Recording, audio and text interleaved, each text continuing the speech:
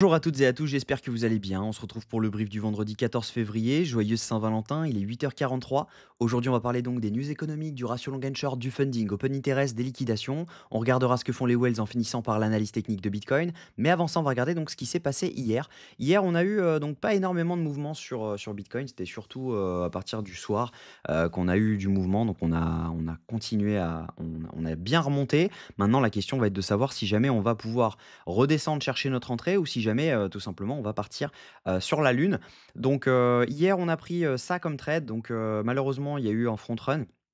Donc, certains ont pris le trade, j'ai dit que je le closais donc quand on était en haut, moi je l'ai pris un peu plus bas, donc j'ai validé un RR de 2, donc 2 pour moi, hier. En revanche, je me suis fait front run sur ma deuxième entrée à autour des 95 000 $.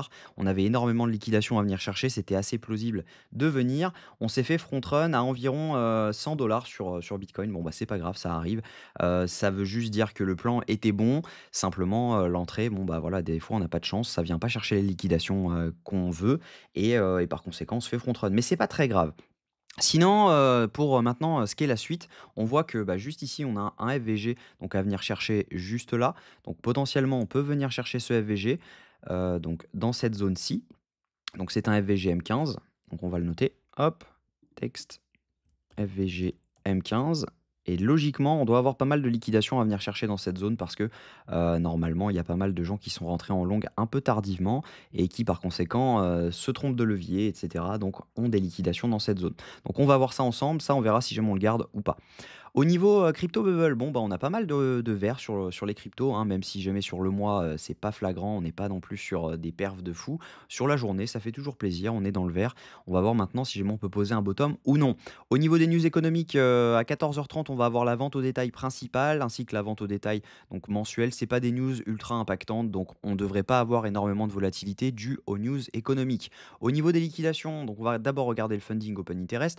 On va donc on voit que en fait ici, moi quand on était ici dans cette zone et qu'on est rentré en longue, en fait il y a énormément de gens qui sont rentrés en longue également. On le voit, hein, avec la hausse de l'open interest, la hausse des funding. Donc ce qui veut dire que sur cette zone-ci, on a énormément de longues qui se sont ouverts. Donc quand on est venu les liquider en dessous, on n'a pas liquidé la totalité, hein. On voit que le dump était vraiment ridicule par rapport à ça. Donc on a liquidé personne quasiment des longues qui étaient là. Donc ça veut dire qu'on a énormément de liquidations encore à venir chercher en dessous. Parce que oui, il y a des trades qui se sont fermés, mais il y a quand même beaucoup de gens qui tradent en H4 daily et du coup, par conséquent, bah, qui ont leur liquidation un peu en dessous.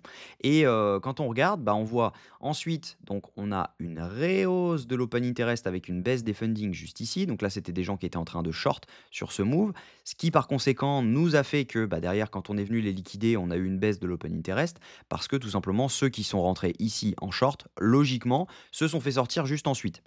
Donc ce qu'on voit, c'est qu'on a ensuite une chute de l'open interest juste ici, avec une hausse des fundings, ce qui veut dire que la majorité des shorts qui sont rentrés ici se sont fait sortir, donc sur ce pump ici. Ensuite, qu'est-ce qu'on voit? On voit donc une vraie chute de l'open interest, donc un désintérêt total, avec une rehausse donc des fundings, ce qui veut dire qu'on a plus une majorité de short qu'une majorité une majorité de long, pardon, qu'une majorité de short. Donc ce qui veut dire qu'on accumule encore des liquidités juste en dessous. Et quand on regarde les liquidations, bah, c'est un peu ce que ça nous dit. On voit qu'on a pris le premier cluster autour des 97 000 $, et ensuite on a des gros clusters à venir prendre autour des 93 600 $, qui hier étaient à 95 000. On voit qu'on a un cluster maintenant à 93 600 $. Ensuite, on a toujours notre cluster à 95 000 $, mais voilà, il s'étend maintenant jusqu'au 93 600. Donc si on regarde sur 24 heures, c'est à peu près la même chose, hein. On voit qu'on a pris les liquidités au nord, mais que le gros cluster se trouve à 95 200 et s'étend donc jusqu'au 94 772 $. Donc plutôt intéressant. Maintenant, si on regarde ce que font les whales actuellement sont en train de rien faire. Les micro-whales, elles, sont potentiellement en train de poser un bottom sur le delta et on pourrait potentiellement repartir à la hausse. Donc maintenant, à voir, il faut bien l'avoir en tête. On peut très bien repartir à la hausse là-dessus. Mais en attendant, on est toujours négatif sur le delta. On voit, hein, que ça fait que descendre pour le moment. Même si on est en train de poser un bottom sur le delta, on peut très bien repartir à la baisse. Donc faites attention à ça. Les retails, eux, sont dans l'indécision la plus totale, donc il ne se passe pas grand-chose. Au niveau donc technique, ce que je pense, c'est qu'on peut faire un retour zone OTE de ce mouvement.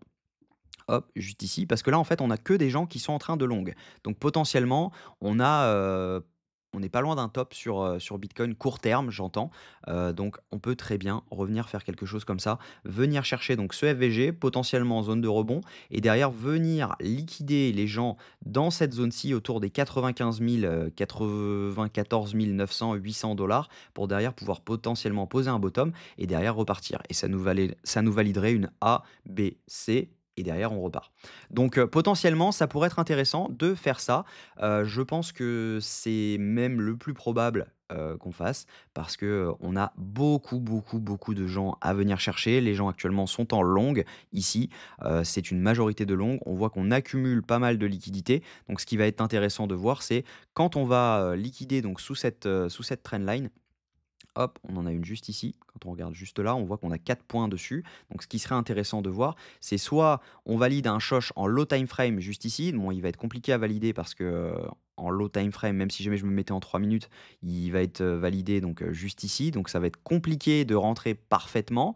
Donc ce que je pense, c'est que au moment où, je verrai donc une clôture donc sous ça, derrière, je pense que voilà, si on valide un shosh, je re-rentre donc sur le retest de cette trend avec un stop loss au-dessus de cette zone pour derrière venir target un premier TP dans le FVGM15 et un deuxième TP dans les 95 000 dollars. Je pense que voilà, c'est le plan.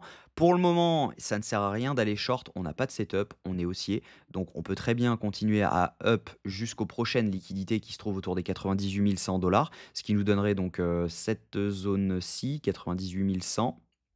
Voilà, juste cette zone-ci, on peut très bien venir liquider, mais là, franchement, je vous le dis, si jamais on commence à venir liquider au-dessus de cette zone et que derrière on repart à la cave, on est rejeté, ça peut très bien dire que bah, on a pris les liquidations et potentiellement bah, on se donne rendez-vous sous cette zone.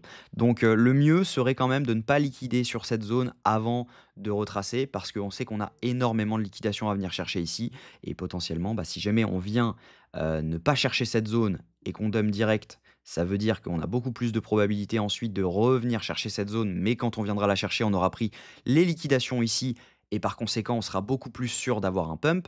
Donc voilà mon plan. Pour l'instant, je m'attends à un dump aujourd'hui, potentiellement un pump, fin de journée, voire demain ou dans le week-end. Mais en attendant, voilà, faites attention, n'allez pas long trop tôt. On est actuellement dans une zone, dans laquelle il ne faut pas long parce qu'on peut très bien venir liquider en dessous. Beaucoup de gens sont en long. Donc voilà, il y aura à mon avis un scalp à tenter dans la FVG. Mais voilà, je pense que ce sera plutôt le TP de ce short et derrière le dernier TP sera les 95 000 dollars. J'espère que cette vidéo vous a plu. Si c'est le cas, je vous invite à vous abonner, à liker cette vidéo et à rejoindre le Discord si jamais ce n'est pas encore fait. Je pense que je vais refaire un giveaway, je pense la semaine prochaine. Donc n'hésitez pas à le rejoindre, c'est 100% gratuit. Également, vous avez accès à tous mes calls. Donc voilà, je vous souhaite une bonne journée. On se retrouve demain à la même heure. Prenez soin de vous.